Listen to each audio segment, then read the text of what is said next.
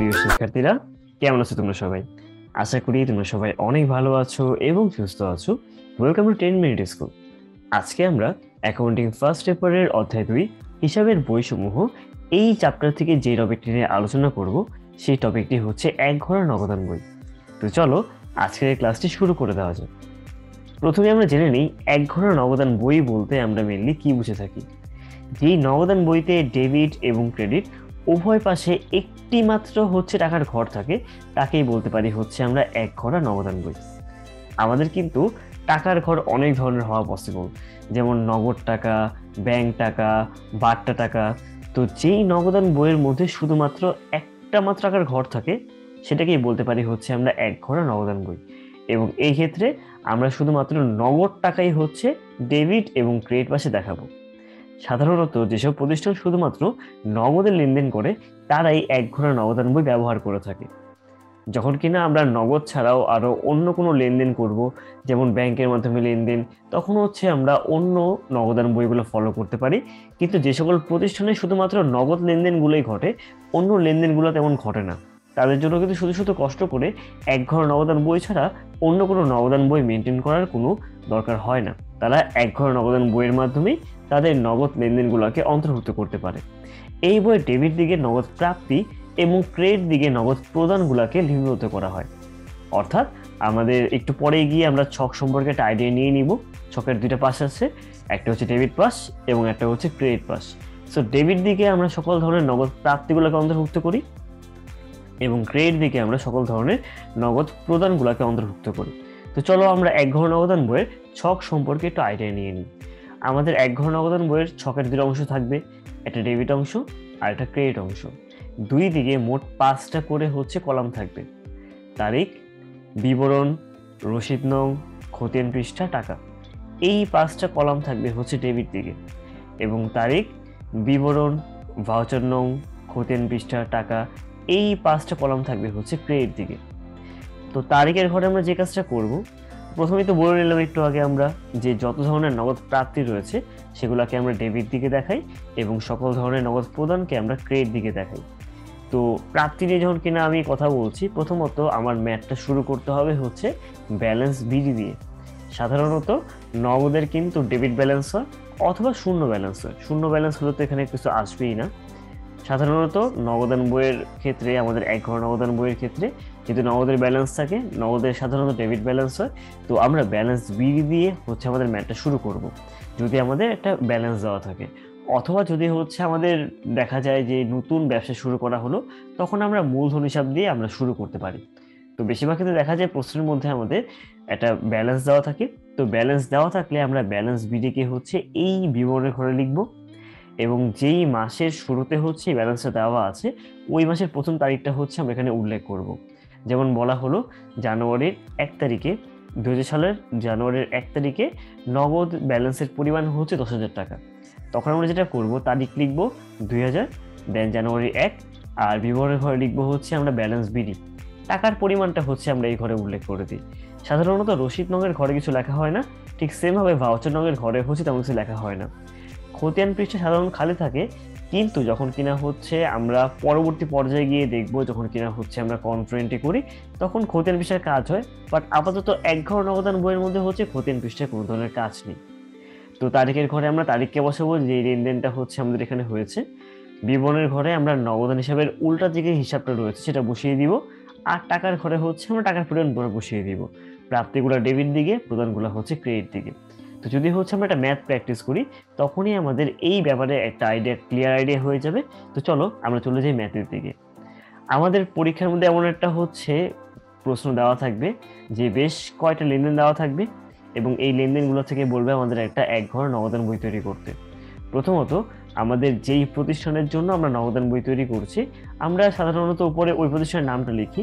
যেহেতু আপাতত আমাদের এই ম্যাথের মধ্যে গিয়ে হচ্ছে প্রতিষ্ঠানের নাম দেওয়া নেই, যে প্রতিষ্ঠানের নাম লিখে নেই।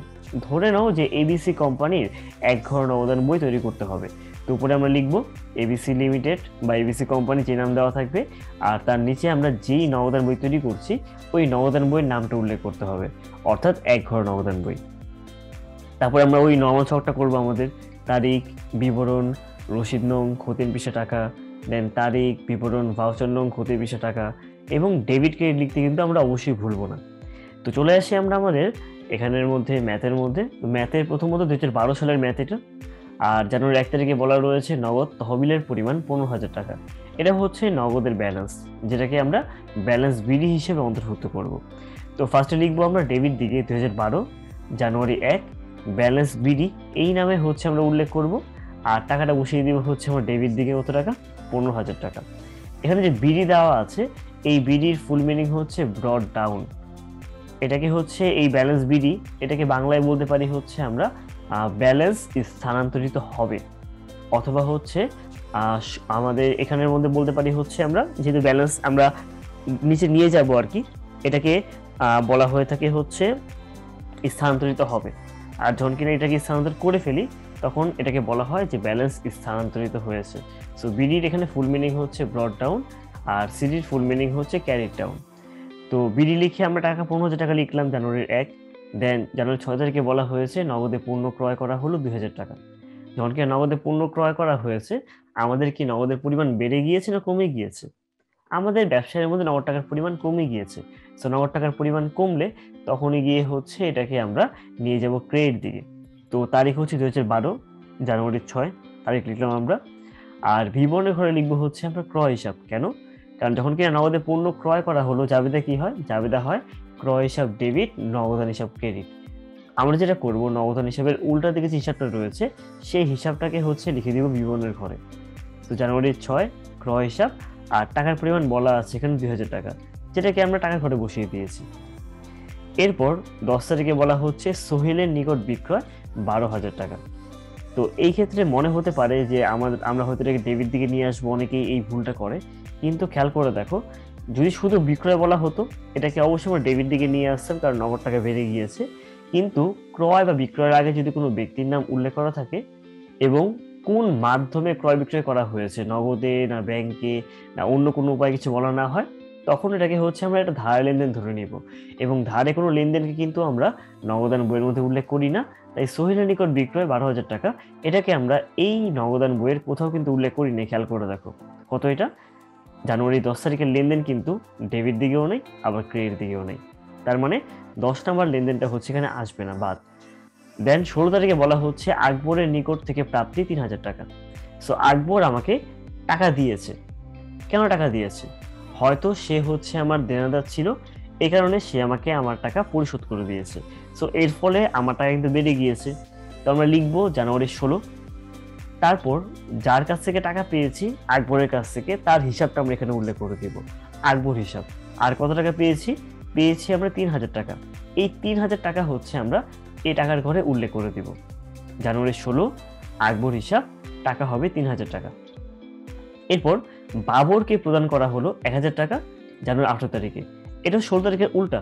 16 তারিখে টাকাটা পেয়েছি, ডেবিট দিকে আসলো। আর যেহেতু 18 তারিখে গিয়ে প্রদান করে দিয়েছি, টাকার পরিমাণ কমে গিয়েছে, এটাকে আমরা ক্রেডিট দিকে নিয়ে যাব। তো আমরা আগে লিখবো তারিখ জানুয়ারি 18, বিবরণের ঘরে লিখবো হচ্ছে আমরা বাবর হিসাব। লেখার পর টাকার পরিমাণটা বসিয়ে দিব আমরা এখানে 1,000 টাকা, যেহেতু 1,000 টাকা হচ্ছে প্রদান করা হলো। এরপরে বলা হচ্ছে নগদে সাপ্লাইস ক্রয় করা হলো 60 টাকা জানুয়ারি 25 তারিখে।